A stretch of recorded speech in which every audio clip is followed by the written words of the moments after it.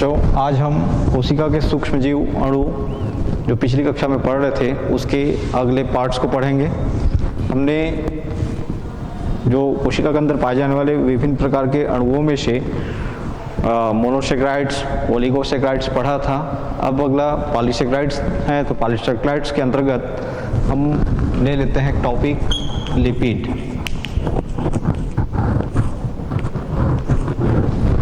ये लिपिड्स जो होते हैं वो वसा अपने व्युत्पन्नों के साथ जो है लिपिड्स कहलाते हैं, अर्थात जो वसा होते हैं उनके व्युत्पन्न, वसा के जो डेरिवेटिव्स होते हैं उन्हें लिपिड्स कहा जाता है, जिसमें ऑक्सीजन परमाणु की जो मात्रा जो होती है वो कार्बन परमाणु की प्रतिशत मात्रा से हमेशा कम होती है।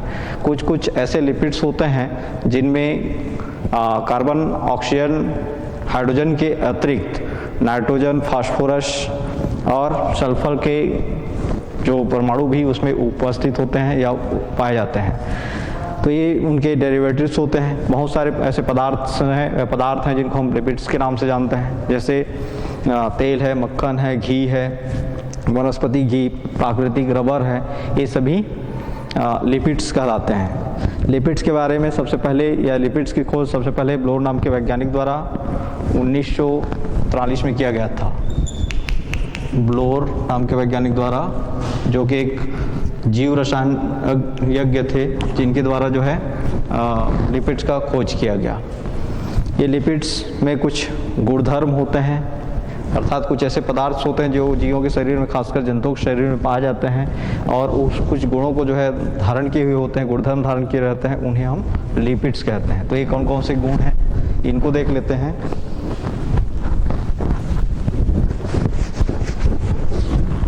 जितने भी लिपिड्स होते हैं वो जल में अघुलनशील होते हैं, अर्थात वे पदार्थ जो जल में अघुलनशील हैं और जिनका आणविक द्रव्यमान जो है बहुत उच्चतर होता है, ऐसे पदार्थों को हम लिपिड्स कहते हैं। ये जो लिपिड्स जो हैं जल में जब नहीं घुलते, अर्थात जल के अणु के साथ अस्थायी हाइड्रोजन बनाने की क्षमता इनमें नहीं होता, तो ये जो कार्बनिक विलायक होते हैं, कार्बनिक, जितने भी कार्बनिक विलायक होते हैं उसमें आसानी से ये घुल जाते हैं। कार्बनिक विलायकों में विलेय, जैसे ईथर हो गया, एल्कोहल हो गया, क्लोरोफॉर्म हो गया, इसमें ये आसानी से घुल जाते हैं। फिर वशी अम्ल, जो लिपिड्स होते हैं वो वशी अम्लों के एस्टर्स होते हैं, अर्थात वशी अम्लों के साथ यदि हम एल्कोहल की क्रिया कराएं तो उससे नया यौगिक बनता है, जिन्हें हम एस्टर कहते हैं।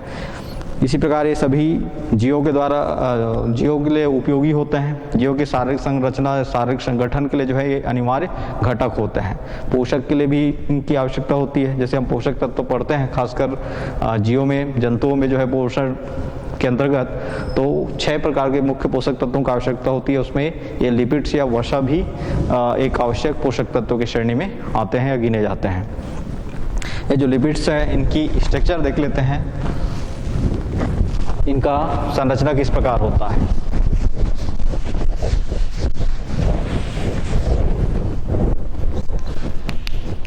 लिपिड्स की संरचना,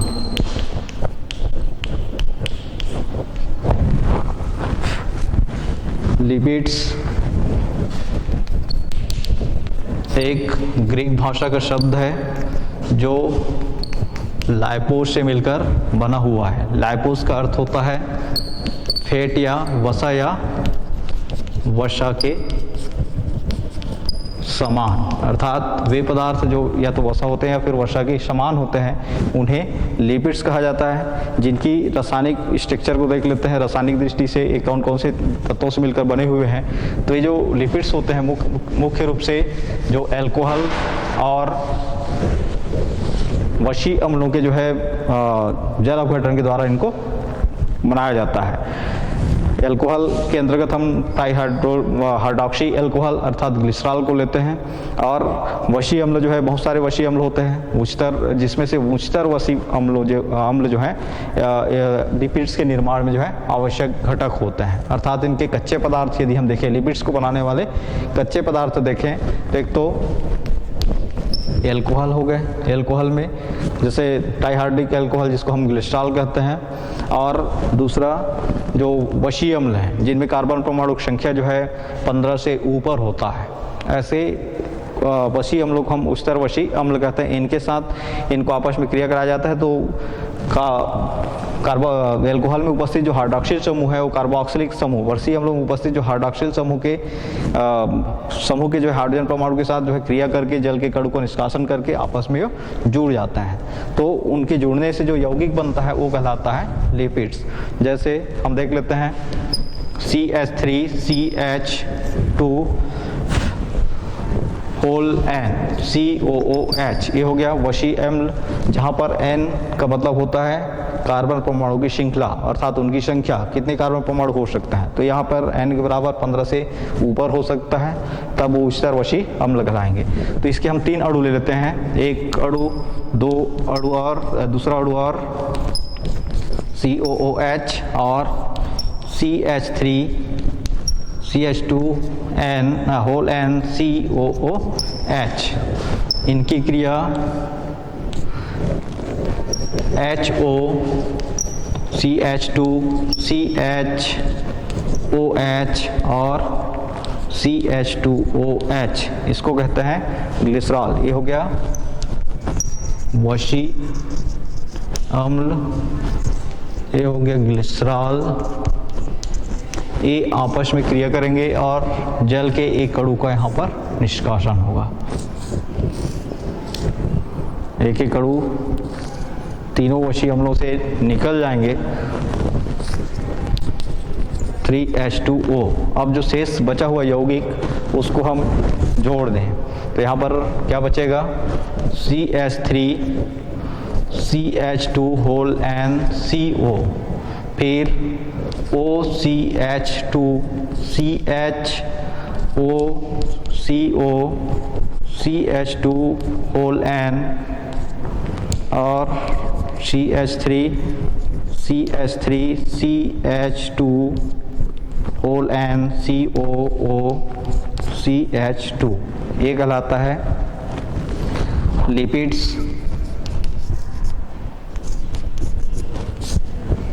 जो किसके आपस में क्रिया करने से बना हुआ है, वशी अम्लों और ग्लिसरॉल के अणु से मिलकर बने क्रिया करने से बना हुआ है। तो इनकी जो रासायनिक स्ट्रक्चर में यदि हम देखें तो मुख्य रूप से कार्बन, हाइड्रोजन, ऑक्सीजन, ये 3 ही परमाणु हैं। कुछ ऐसे लिपिड्स होते हैं जिसमें नाइट्रोजन, सल्फर और ऑक्सीजन के परमाणु, नाइट्रोजन, सल्फर और फास्फोरस के परमाणु भी अंतर्निहित होते हैं। तो इनके ये तो बनाने की विधि हो गई। अब इनका हम लिपिड्स का सामान्य सूत्र देखें तो जो लिपिड्स होते हैं इनका सामान्य सूत्र होता है CH3 CH2 whole N COO। ये जो वशी अम्ल होते हैं, इन वशी अम्लों का जो है सामान्य सूत्र होगा, ये लिपिड्स का नहीं, वशी अम्लों का सामान्य सूत्र हो गया, जिसमें श्रृंखला पाया जाता है, जहां पर N लिखा हुआ है, ये इसमें उपस्थित कार्बन परमाणु की संख्या को प्रदर्शित करता है। अब ये जो वशी अम्ल होते हैं इनमें जो कार्बन परमाणु होता है उसकी जो संयोजकता 4 होता है, इसके आधार पर, और ऑक्सीजन में जो है, ऑक्सीजन की जो संयोजकता है वो 2 होता है। इस आधार पर कार्बन, चूंकि कार्बन में श्रृंखलन का गुण पाया जाता है, इसलिए आपस में श्रृंखला बनाकर विभिन्न प्रकार के यौगिकों का निर्माण करते हैं। तो लिपिड्स भी उन्हीं में से एक है।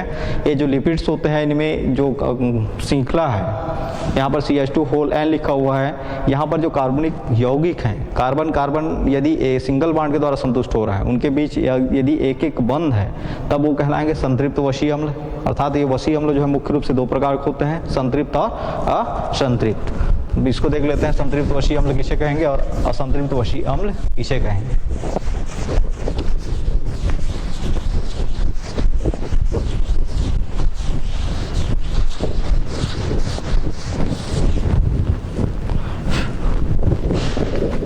संतृप्त वशी अम्ल, ऐसे लिपिड्स या ऐसे वसा या वशी अम्ल जिनमें कार्बन और कार्बन, जिनकी श्रृंखला में उपस्थित कार्बन और कार्बन के बीच सिंगल बंध पाया जाता है, ऐसे वशी अम्लों को या ऐसे अम्लों को जो है संतृप्त वशी अम्ल कहा जाता है। जैसे इसके अंतर्गत हम उदाहरण लिख सकते हैं CH3, CH2 होल 16, COOH, इसको कहते हैं स्टेरिक एसिड।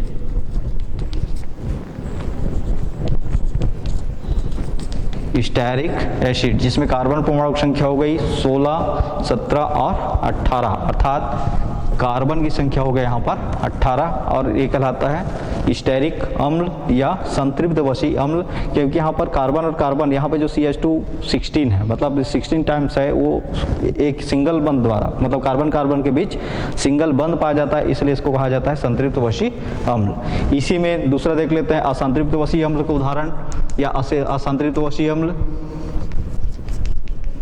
असंतृप्त वशी अम्ल ऐसे वशी अम्ल जिसमें कार्बन और कार्बन के बीच सिंगल बांड के अलावा डबल बांड भी उपलब्ध होता है या उपस्थित होता है। मतलब कुछ कार्बन में जो है श्रृंखला में कहीं ना कहीं एक स्थान पर या दो स्थान पर द्विबंध हो, कार्बन कार्बन के बीच डबल बांड हो, तो उस कंडीशन में उस वशी अम्ल को कहते हैं असंतृप्त वशी अम्ल। जैसे इसके अंतर्गत हम ले सकते हैं असंतृप्त वशी अम्ल के अंतर्गत ऑयलिक एसिड, जिसका सूत्र होता है CH3, CH2 whole 7, CH double bond, CH, CH2 whole N, COOH, ये कहलाता है ऑयलिक एसिड। अब यहाँ पर इस श्रृंखला में जो है कार्बन कार्बन सिंगल बांड है, और यहाँ पर श्रृंखला में एक स्थान पर कार्बन कार्बन डबल बांड है, इस कारण ये असंतृप्त वशी अम्ल है और ये संतृप्त वशी अम्ल का उदाहरण है। अब इसकी श्रृंखलन किस प्रकार होता है या श्रृंखला किस प्रकार बनाता है, इसको हम देख लेते हैं एक बार। दोनों ही वशी अम्लों में कार्बन परमाणु संख्या यदि हम देखें तो यहाँ पर भी कार्बन परमाणु संख्या 18 है। कैसे? ये 7 और 7 14, 15, 16, 17 और 1 18। और स्टेरिक अम्लों में भी कार्बन परमाणु संख्या 18 है, 16, 17 और 18। इस प्रकार से दोनों की जो संख्या है, मतलब दोनों में कार्बन परमाणु की जो संख्या है वो 18 है, लेकिन एक में कार्बन कार्बन श्रृंखला जो है सिंगल बॉन्ड के द्वारा संतुष्ट हुआ है और दूसरे में एक स्थान पर द्विबंध है, इस कारण ये असंतृप्त कहलाता है और ये संतृप्त कहलाता है। तो इसकी श्रृंखला को देख लेते हैं।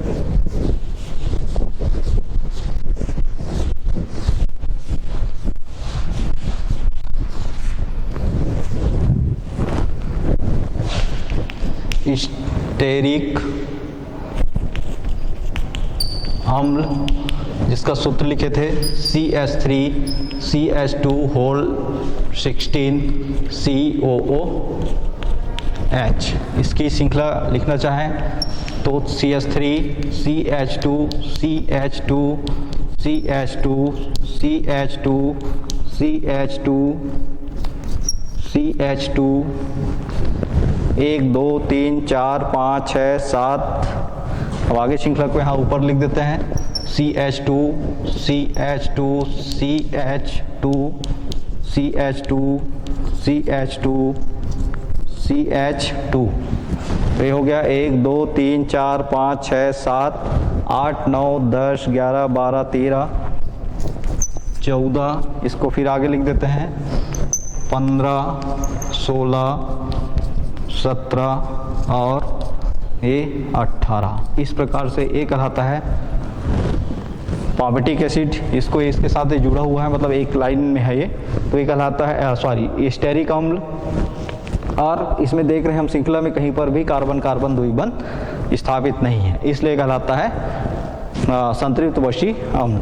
अब इसी में हम दूसरा देख लेते हैं असंतृप्त वशी अम्ल या ऑयलिक एसिड की संरचना।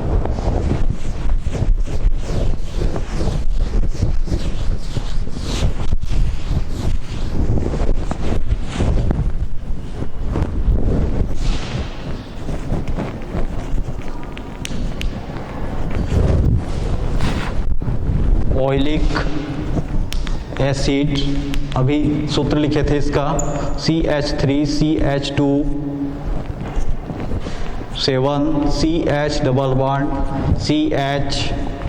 CH2 होल 7 COOH, ये कहलाता है ओयलिक अम्ल, जो एक उदाहरण है असंतृप्त वशीय अम्ल का, जिसकी श्रृंखला किस प्रकार होती है इसको देख। CH3 CH2 CH2 CH2 CH2 CH2 1 2 3 4 5 6 CH2 7, फिर CH2 CH double bond CH, फिर CH2 CH2 CH2 CH2 CH2 एक CH2 CH2 1 2 3 4 5 6 7 8 9 10 11 12 13 14 15 16 17 और ये हो गया 18। इस प्रकार इसकी जो संरचना होती है, यहाँ पर देख रहे हैं, यहाँ से लेकर यहाँ तक की श्रृंखला में क्रोटा सिंगल बॉन्ड है कार्बन कार्बन, लेकिन इस स्थान पर जो है कार्बन और कार्बन द्विबंध है, इस कारण ये कहलाता है असंतृप्त अम्ल। हम पहले भी जो कार्बनिक यौगिक हैं उन कार्बनिक यौगिकों के साथ पढ़े हैं, या हाइड्रोकार्बन्स जो पढ़े हैं हमने, हाइड्रोकार्बन केमिस्ट्री में जो है हाइड्रोकार्बन्स पढ़े हैं, उसमें जो हाइड्रोकार्बन्स जो होते हैं वो मुख्य रूप से दो प्रकार के होते हैं, संतृप्त हाइड्रोकार्बन और असंतृप्त हाइड्रोकार्बन। संतृप्त हाइड्रोकार्बन किसे कहेंगे? ऐसे हाइड्रोकार्बन्स जो कार्बन, जिसमें कार्बन और कार्बन के बीच सिंगल बॉन्ड होता है, या फिर कार्बन और कार्बन जो है के बीच जो है सिंगल बॉन्ड हो, या फिर जो सिंगल बॉन्ड जो हाइड्रोजन के द्वारा जो है संतुष्ट हो जाता है, ऐसे यौगिकों को हम कहते हैं संतृप्त हाइड्रोकार्बन। और उसी में दूसरा होता है असंतृप्त हाइड्रोकार्बन। तो ऐसे हाइड्रोकार्बन जिसमें किसी न किसी स्थान पर कार्बन कार्बन या तो द्विबंध होता है या फिर त्रिबंध होता है, तो वो कहलाएंगे असंतृप्त हाइड्रोकार्बन। इनका हम सामान्य सूत्र लिख सकते हैं, जो संतृप्त होते हैं CnH2n+2, ये जो है संतृप्त हाइड्रोकार्बन का सामान्य सूत्र हो गया। और जो असंतृप्त हाइड्रोकार्बन होते हैं वो पुनः दो प्रकार के होते हैं, एक तो CnH2n और दूसरा CnH2n-2। तो ये जो है इसमें द्विबंध होगा और इसमें त्रिबंध होगा। तो इस प्रकार से इन्हीं से ये वसी अम्ल बना हुआ है। इस कारण इनमें भी यदि कार्बन कार्बन के बीच यदि डबल बॉन्ड उपस्थित हो तो वो कहलाते हैं असंतृप्त कार्बन। और चूंकि श्रृंखला में जो है ये जो अम्ल हैं वशी अम्ल हैं, इसलिए इसको हम असंतृप्त वशी अम्ल के नाम से जानेंगे। फिर अगला देख लेते हैं,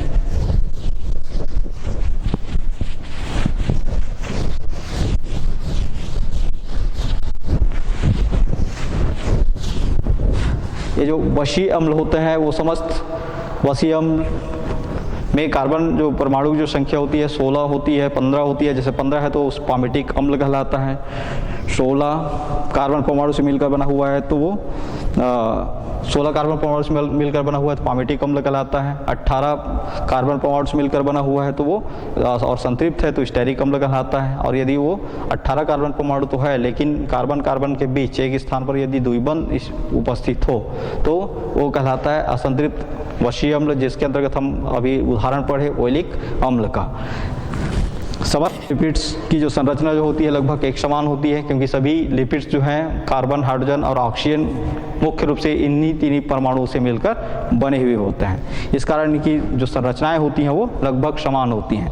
लेकिन जो व्युत्पन्न लिपिड्स होते हैं उन व्युत्पन्न लिपिड्स में विभिन्न प्रकार के जो तत्व के मिलने के कारण, जैसे नाइट्रोजन हो गया या फास्फोरस हो गया या सल्फर के मिलने के कारण संरचना थोड़ा सा भिन्न हो जाता है। जो लिपिड्स होते हैं इनके गुण भी, सभी लिपिड्स के गुण लगभग एक समान होते हैं, सभी जल में अविलेय होते हैं। फिर ये जो है वशी अम्लों के एस्टर्स होते हैं, मतलब अल्कोहल और वशी अम्लों को जो है आपस में क्रिया कराया जाए तो उससे यौगिक बन रहा है वो लिपिड्स कहलाता है। फिर इनकी जो वर्गीकरण की स्थिति देख लेते हैं या वर्गीकरण देख लेते हैं, लिपिड्स का वर्गीकरण। कुछ लिपिड जो है सामान्य ताप पर या 20 डिग्री सेंटीग्रेड टेम्परेचर पर द्रव अवस्था में पाया जाता है। तो जो सामान्य ताप पर या फिर 20 डिग्री सेंटीग्रेड टेम्परेचर पर जो लिपिड्स जो है द्रव अवस्था में पाया जाता है उसे हम कहते हैं तेल। तेल से परिचित हैं आप सभी। और जो सामान्य ताप पर अर्थात कमरे के तापमान पर ठोस अवस्था में पाए जाते हैं उनको कहते हैं वसा या फैट्स। वसा या फैट्स। तो इसके ये जो द्रव अवस्था में सामान्य तापमान पर जो द्रव अवस्था में है वो तेल कहलाता है, और जो सामान्य तापमान पर ठोस अवस्था में पाया जाता है वो कहलाता है वसा। ये जो तेल जो होते हैं वो स्तरवशी अम्लों के उदाहरण होते हैं, और वसा जो होते हैं वो संतृप्त वशी अम्लों के उदाहरण होते हैं। अर्थात तेल या जो सामान्य तापमान पर जो द्रव अवस्था में पाए जाते हैं उनको हम तेल कहते हैं, और जो तेल होते हैं वो सभी तेल जो हैं उस्तरवशी अम्लों के असंतृप्त अम्ल कहलाते हैं, क्योंकि उनमें कार्बन कार्बन परमाणु के बीच एक न एक स्थान पर द्विबंध पाया जाता है। और जो वशी अम्ल वसा जो होते हैं वो इनमें कार्बन कार्बन परमाणु के बीच सिंगल बॉन्ड पाया जाता है। सिंगल बॉन्ड की उपस्थिति के कारण ये संतृप्त होते हैं और सामान्य तापमान पर वो ठोस अवस्था में पाए जाते हैं। इनको यदि जो तेल होते हैं इन तेल को निकिल या कॉपर की उपस्थिति में यदि हम हाइड्रोजनीकरण कराएं तो तेल जो है किसमें कन्वर्ट हो जाते हैं? वसा में। अर्थात जो असंतृप्त वसी अम्ल होते हैं वो निकिल या फिर कॉपर इत्यादि उत्प्रेरकों की उपस्थिति में हाइड्रोजनीकरण करके अर्थात हाइड्रोजन से क्रिया करके किसमें कन्वर्ट होते हैं? वसा में। अर्थात असंतृप्त से वो संतृप्त वसी अम्लों में बदल जाता है। इस क्रिया को कहते हैं हाइड्रोजनीकरण। अर्थात जो तेल होते हैं इनको हाइड्रोजनीकरण करा के उनको वसा में बदला जाता है। जैसे वनस्पति घी हो गया, इसका प्रमुख उदाहरण है। फिर उस्तरवशी अम्ल जो है इनका शरीर में पाचन जो है सरलता से नहीं हो पाता, इस कारण उनको जो है उनका अपघटन सरल रूपों में वसी अम्लों में जो है कर दिया जाता है। फिर देख लेते हैं वर्गीकरण के अंतर्गत जो लिपिड्स होते हैं उनको मुख्य रूप से 3 भागों में बांटा गया है। पहला सरल लिपिड, दूसरा जटिल लिपिड्स,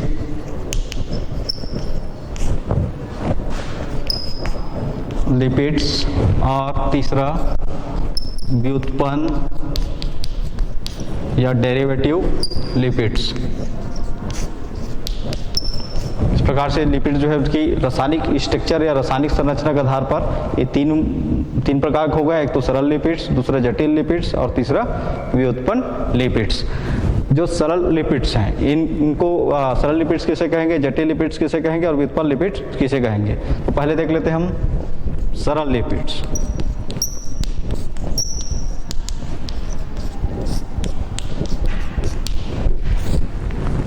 सरल लिपिड्स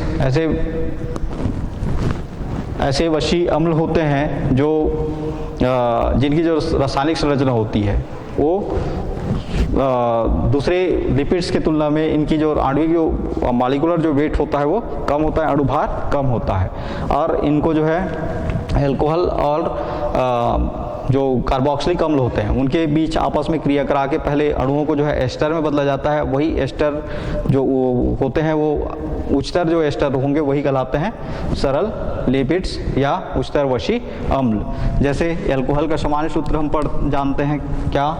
ROH, जहाँ पर R जो है मूलक को प्रदर्शित करता है जिसको हम एल्किल मूलक कहते हैं। ये एल्किल मूलक में R के स्थान पर हम CH3 रख सकते हैं, C2H5 रख सकते हैं, C3H7 रख सकते हैं, C4H9 रख सकते हैं। इस प्रकार से ये जो है श्रृंखला का पहला सदस्य हो गया कार्बनिक परमाणु का, जिसको कार्बनिक यौगिकों का जिसको हम मूलक के नाम से प्रदर्शित करते हैं, और इधर जो जुड़ा हुआ है वो H ये कहलाता है इसका क्रियात्मक समूह या फंक्शनल ग्रुप। तो चूंकि ये एल्किल पढ़ते हैं और इसको एल्कोहल पढ़ते हैं तो ये हो गया एल्किल एल्कोहल, अर्थात एल्कोहल का एक सामान्य सूत्र हो गया।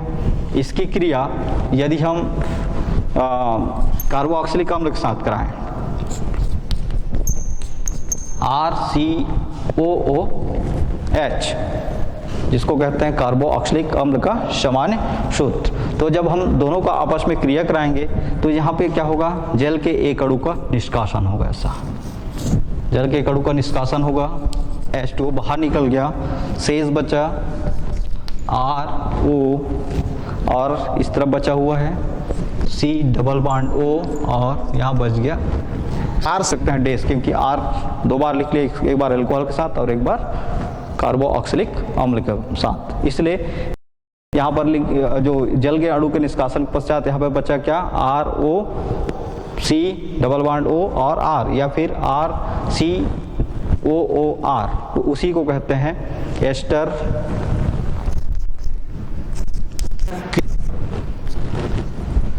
इसको कहा जाता है एस्टर। तो चलिए आप इसको नोट कर लीजिए।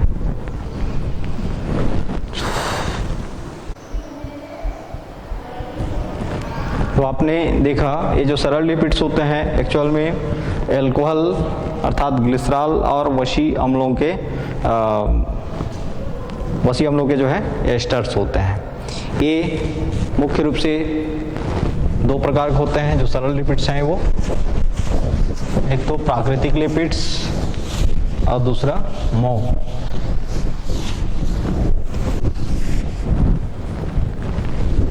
जो सरल लिपिड्स हैं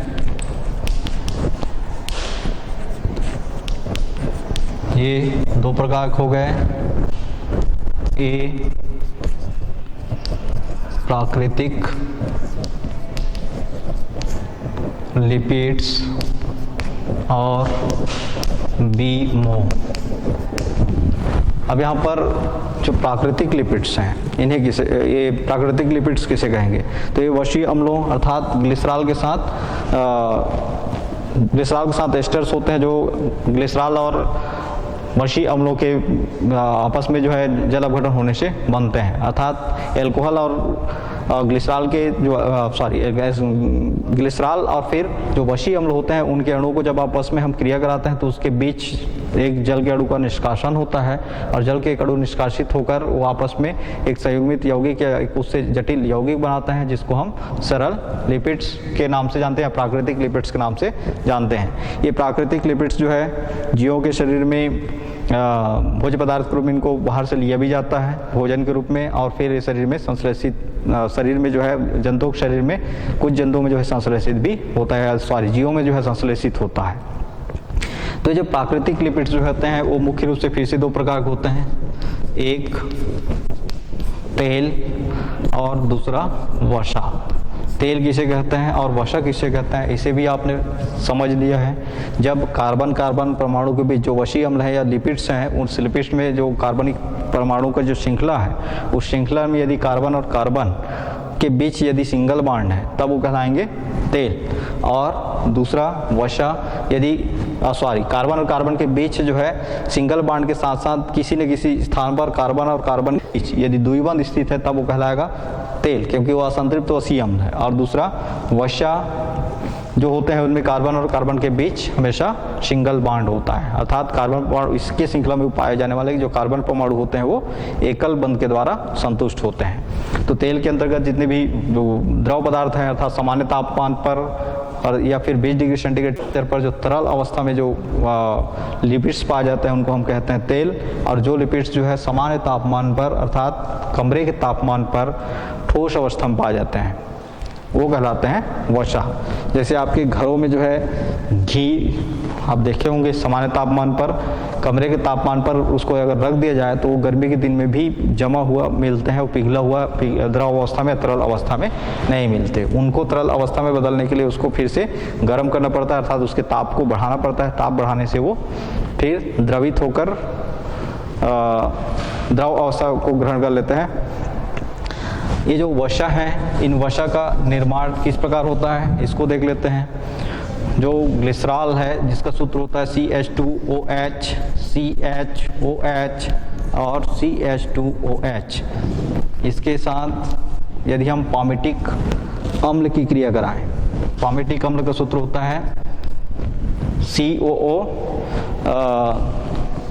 C15H31, ये कहलाता है पामेटिक अम्ल का सूत्र। इसमें से 3 पामेटिक अम्ल के अणुओं का यौगिकों को C15H31 और HOOC C15H31, ये 3 अणु हो गए पामेटिक अम्ल के, पामेटिक अम्ल, और ये हो गया ग्लिसरॉल। इनकी जब आपस में क्रिया होगी तो यहाँ से एक एक जल के अणु का निष्कासन होगा। इस प्रकार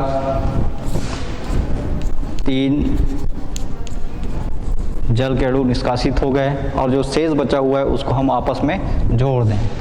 CH2 CH CH2, यहाँ पर बचा है O, फिर डॉट OC C15H31, फिर O, यहाँ पर देख लेते हैं CH हो गया, फिर O, फिर यहाँ पर बच गया O C, फिर C15H31, फिर नीचे में देख लेते हैं CH2 हो गया, फिर ऑक्सीजन और यहाँ पर ऑक्सीजन, तो ये हो गया O, फिर OC और C15H31, तो ये कहलाता है वसा। इस वसा का नाम है ट्राईपामीटीन, ट्राईपामीटीन।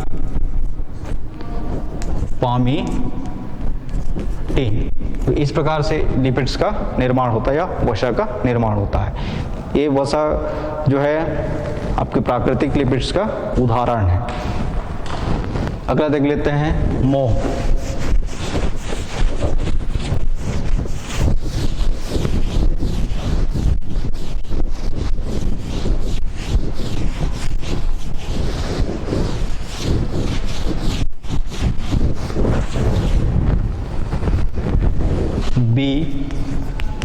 मोम वे लिपिड्स जिनमें ग्लिसरॉल के अलावा कोई दूसरा अल्कोहल और वशी अम्ल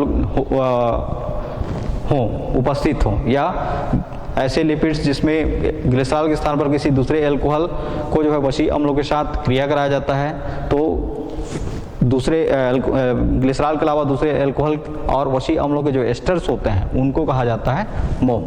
तो इसमें जो ग्लिसरॉल के अलावा दूसरे जो कोई भी अल्कोहल लिया जाए, उस अल्कोहल का वशी अम्लों के साथ आपस में क्रिया कराया जाए, तो क्रिया कराने पर ये जल के अणु का निष्कासन करते हैं, जल के अणु का निष्कासन करके मोम में बदल जाते हैं।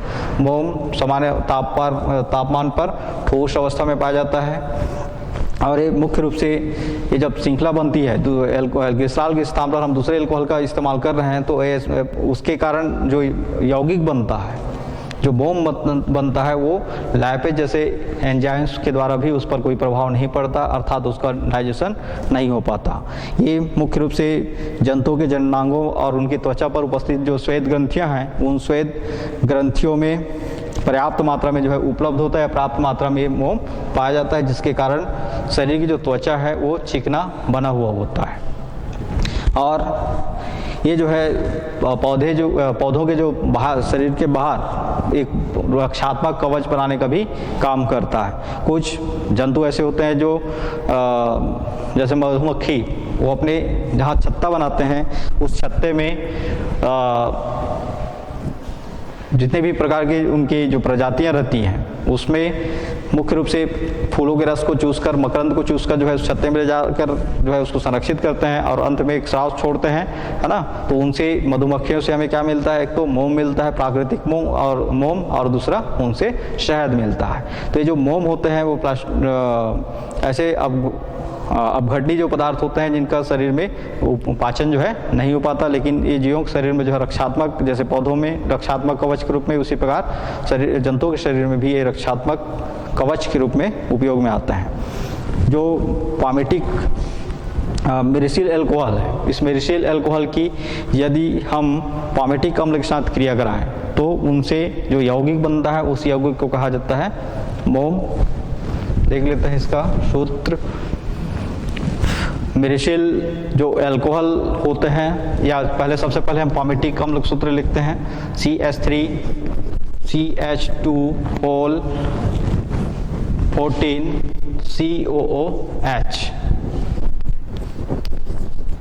पामिटिक अम्ल। इसकी क्रिया HO CH2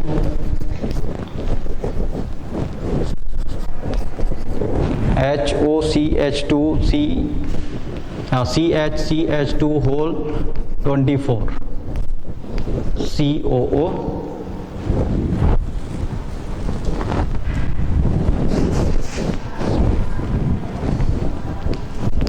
CH3CH2 COOH।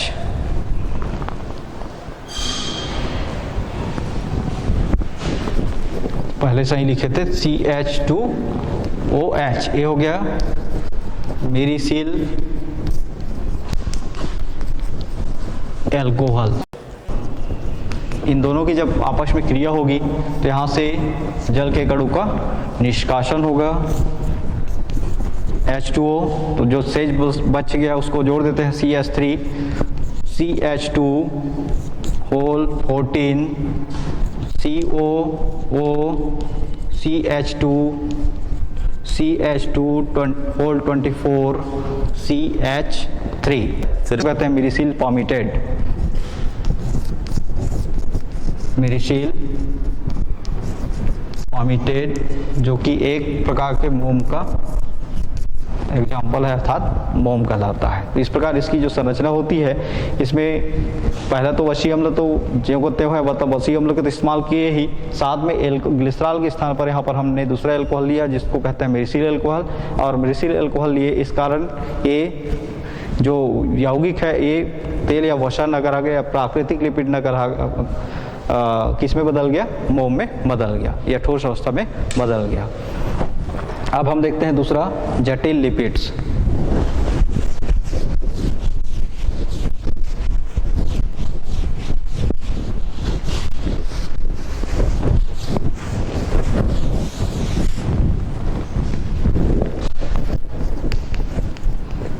जटिल लिपिड्स, ये जो जटिल लिपिड्स होते हैं वे लिपिड्स होते हैं जिनमें वसी अम्लों के साथ साथ अल्कोहल, वसी अम्लों तथा अल्कोहल के साथ साथ अन्य कोई रासायनिक, सक्रिय रासायनिक समूह इसमें जुड़ा रहता है। जैसे फास्फोरस जुड़ा हो सकता है, या नाइट्रोजन जुड़ा हो सकता है, या फिर सल्फर जुड़ा हो सकता है। तो ऐसे लिपिड्स को हम कहेंगे जटिल लिपिड्स। जो सामान्य लिपिड्स होते हैं या सरल लिपिड्स होते हैं वो वसी अम्लों और ग्लिसरॉल के एस्टर्स होते हैं, जबकि जो जटिल लिपिड्स होते हैं उसमें अल्कोहल और जो वशी अम्ल के साथ साथ, अल्कोहल और वशी अम्लों के साथ साथ कोई सक्रिय समूह या सक्रिय रासायनिक तत्व जैसे फास्फोरस उपस्थित हो सकता है, या नाइट्रोजन उपस्थित हो सकता है, या फिर सल्फर उपस्थित या गंधक उपस्थित हो सकता है, तब वो ऐसे लिपिड्स कहलाएंगे जटिल लिपिड्स। जैसे फास्फोलिपिड्स, फास्फोलिपिड्स, ये जो फास्फोलिपिड्स जो होता है इसके बारे में हमने पढ़ा है। जीव के शरीर की जो कोशिकीय संरचना के अंतर्गत जीव के शरीर की जो कोशिका के जो स्ट्रक्चर्स होता है उसमें जो कोशिका के चारों जो झिल्ली पाई जाती है वो झिल्ली मुख्य रूप से प्रोटीन और फास्फोलिपिड से मिलकर बने हुए होते हैं। तो यहाँ पर फास्फोलिपिड्स इसलिए कहा जा रहा है क्योंकि इसमें सक्रिय समूह मतलब अल्कोहल और ग्लिसरॉल के अलावा सक्रिय समूह के रूप में यहाँ पर फास्फोरस विद्यमान होता है, इस कारण कहलाता है फास्फोलिपिड्स। जैसे सिफेलिन्स हो गया, ये प्रमुख फास्फोलिपिड्स का एग्जाम्पल्स होता है। सिफेलिन्स हो गया, इसी प्रकार लेंसेथिन्स हो गया, है ना, ये फास्फोलिपिड्स कहलाता है। इसी प्रकार दूसरा ये हो गया फास्फोलिपिड्स, दूसरा ग्लाइकोलिपिड्स, ग्लाइकोलिपिड्स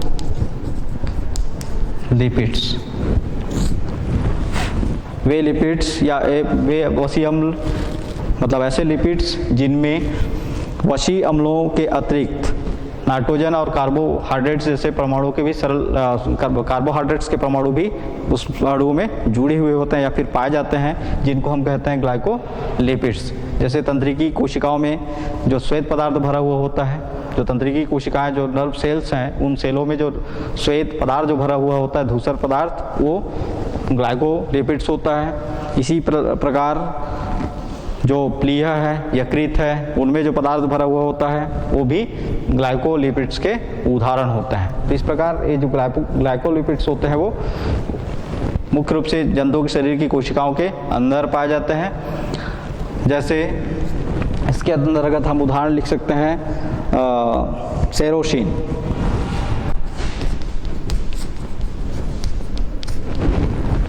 फिर अगला इसमें देख लेते हैं तीसरा, ये सब जटिल लिपिड्स के उदाहरण है, क्रोमोलिपिड्स, ऐसे लिपिड्स जो वर्णक के रूप में पाया जाता है। क्रोमो मतलब होता है कलर या वर्णक, मतलब क्रोमो मतलब होता है कलर उत्पन्न करने वाला, और जो कलर उत्पन्न करता है या रंग उत्पन्न करता है उसे कहते हैं वर्णक। तो जंतुओं के शरीर में बहुत सारे ऐसे वर्णक पाए जाते हैं जो किसी संरचना को या किसी अंग विशेष को या किसी सेल्स को जो है विशिष्ट रंग प्रदान करने का कार्य करते हैं। तो उसी के अंतर्गत एक लिपिड्स होता है जिसको हम कहते हैं क्रोमोलिपिड्स। जैसे कैरोटीन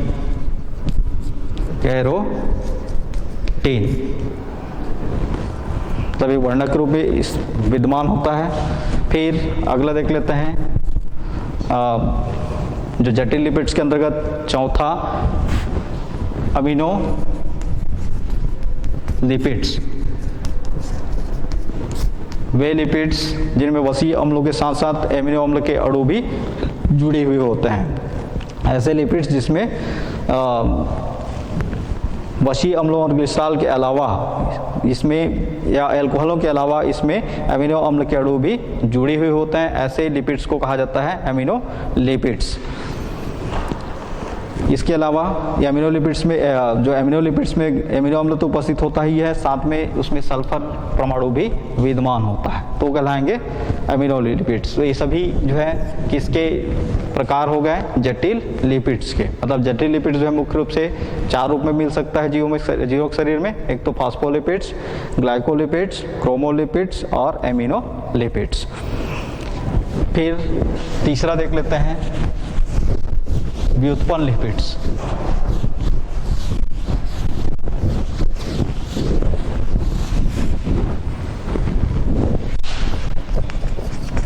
व्युत्पन्न लिपिड्स, जब सरल लिपिड्स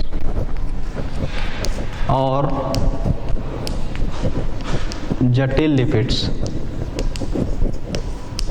को आपस में जल अपघटन कराया जाता है, सरल लिपिड्स और जटिल लिपिड्स को जो है आपस में जल अपघटन कराया जाता है, तो उनसे जो नया यौगिक प्राप्त होता है उन यौगिकों को कहा जाता है व्युत्पन्न लिपिड्स अर्थात डेरिवेटिव्स। ये डेरिवेटिव्स जो होते हैं इन्हीं से डेरिवेट होते हैं अर्थात इन्हीं से उत्पन्न होते हैं। मतलब इन दोनों के आपस में हम क्रिया करा दें तो उससे जो जटिल यौगिक बनेगा जिसका आणविक द्रव्यमान जो होगा वो सरल और जटिल लिपिडों से उच्च होगा, उच्चतर होगा, ऐसे लिपिड्स को कहा जाता है व्युत्पन्न लिपिड्स। जैसे सबसे इसका अच्छा उदाहरण है कोलेस्ट्रॉल।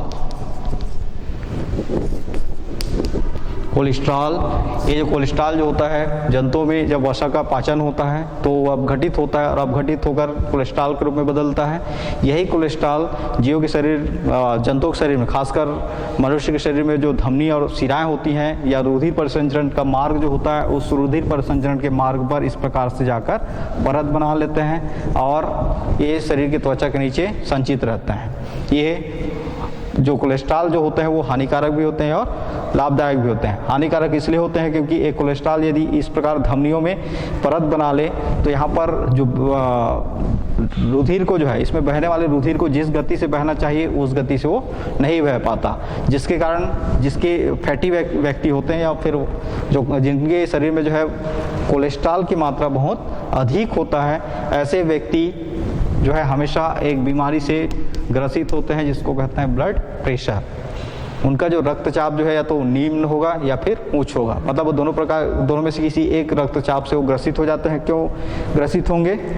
क्योंकि उनकी धमनी का जो मार्ग था पहले क्या था, सीधा था, सिंपल था, है ना। धमनी की दीवार जो है इस प्रकार मोटी थी, जिसमें हृदय की पंपिंग क्रिया के कारण रुधिर जो है आसानी से इस पर एक निश्चित दर से, निश्चित गति से जो है बह रहा था। लेकिन जब यहाँ पर इस धमनी की दीवार पर इस प्रकार से जब परत बन जाएगा तो रुधिर जो है यहाँ पर क्या होगा, झटके के साथ रुक कर जो है प्रभावित होगा, जिसके कारण बीपी या ब्लड प्रेशर का मान बढ़ जाता है। और जिस व्यक्ति का ब्लड प्रेशर अधिक है वो यदि नियत समय पर या रेगुलर औषधियों का उपयोग ना करे तो उसकी मृत्यु तक हो सकती है। तो इसलिए क्या हो गया, हानिकारक हो गया, है ना। कोलेस्ट्रॉल जो है इसलिए क्या हो गया, ये हानिकारक। इसके अलावा कोलेस्ट्रॉल जो है जंतुओं के शरीर में या जीवों के शरीर में जो है विशिष्ट कार्यों को या विशिष्ट हार्मोन्स जो होते हैं, हार्मोन्स को हम रासायनिक दूत कहते हैं, जो हमारे शरीर में होने वाली जो जैविक क्रियाएं होती हैं उन जैविक क्रियाओं को उत्प्रेरित करने के लिए जो है उपयोगी होते हैं। ऐसे हार्मोन्स का भी ये संश्लेषण में जो है महत्वपूर्ण भूमिका अदा करते हैं, अर्थात इन्हीं के द्वारा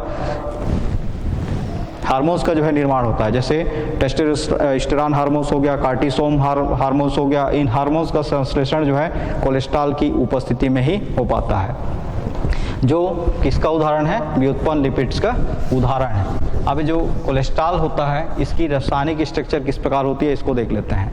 इसमें हेक्सागोनल आकृति अर्थात बेंजीन रिंग होता है, एक और जुड़ा रहता है एक समूह OH समूह, फिर जो दूसरा परमाणु जो है इसके साथ इस प्रकार फिर से श्रृंखला बनाएगा ऐसा, और यहाँ पर एक समूह जुड़ा रहता है CH3। फिर अगला जो कार्बन परमाणु है इसके साथ ऐसा श्रृंखला बनाएगा,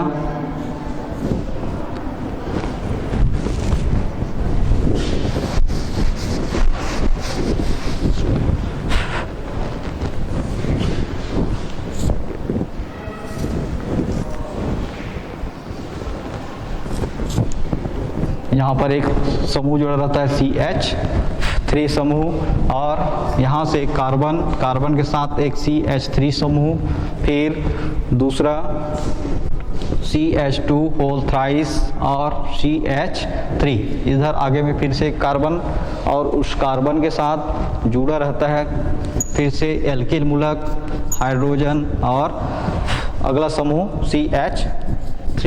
ये कहलाता है कोलेस्ट्रॉल का रासायनिक संरचना। कोलेस्ट्रॉल अणु का रासायनिक संरचना या इसका संरचना सूत्र। तो ये कोलेस्ट्रॉल जो है उपयोगी भी हो गया मतलब जंतुओं के लिए, और अनुपयोगी मतलब हानिकारक भी हो गए। फिर अगला देखते हैं लिपिड्स का कोशिका में स्थान। तो जो लिपिड्स होते हैं इनमें इनका जो है कोशिका में कहाँ कहाँ ये पाए जाते हैं, तो फास्फोलिपिड्स जो होते हैं जंतुओं के शरीर के या जीवों के शरीर के चारों जो कोशिका झिल्ली होती है उसका प्रमुख घटक होते हैं लिपिड्स का कोशिका में स्थान। फिर कुछ लिपिड्स जो होते हैं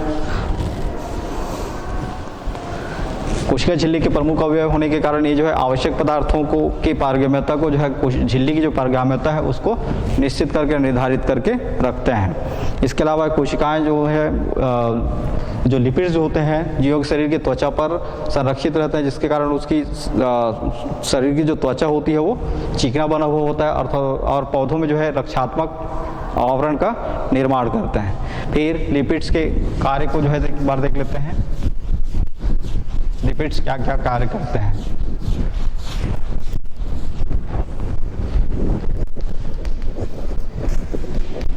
लिपिड्स के कार्य, पहला इसका कार्य होता है संचित भोजन के रूप में।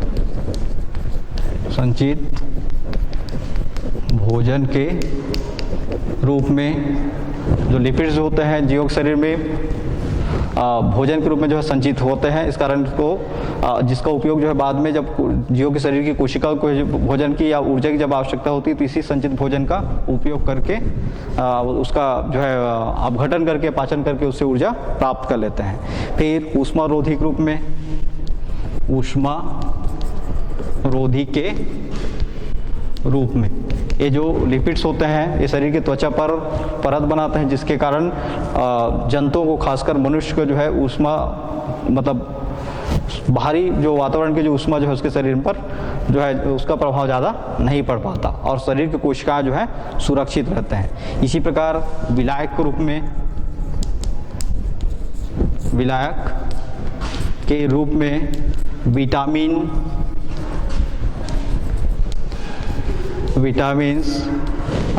ए, डी, के और ई, ये ऐसे विटामिन होते हैं जिसको घोलने के लिए विलायक की आवश्यकता होती है। तो उस वहाँ पर ये जो वसा है या वसा जो होते हैं, लिपिड्स जो होते हैं, वो इनको घोलने का कार्य करते हैं, अर्थात विलायक के रूप में भी काम आ गए। फिर शरीर की संरचनात्मक